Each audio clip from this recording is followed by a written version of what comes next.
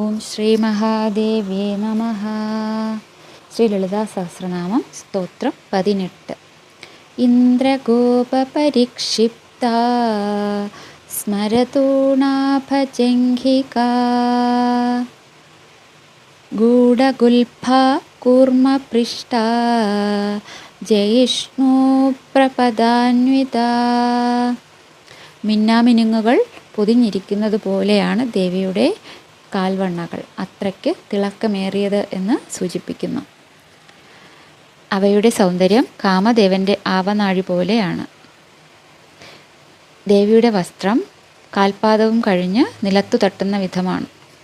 അങ്ങനെ മറയ്ക്കപ്പെട്ട നിര്യാണിയോട് കൂടിയ ദേവിയുടെ പാദങ്ങൾ ആമയുടെ പൃഷ്ഠം പോലെ ഉയർന്നു പൊങ്ങിയതാണ്.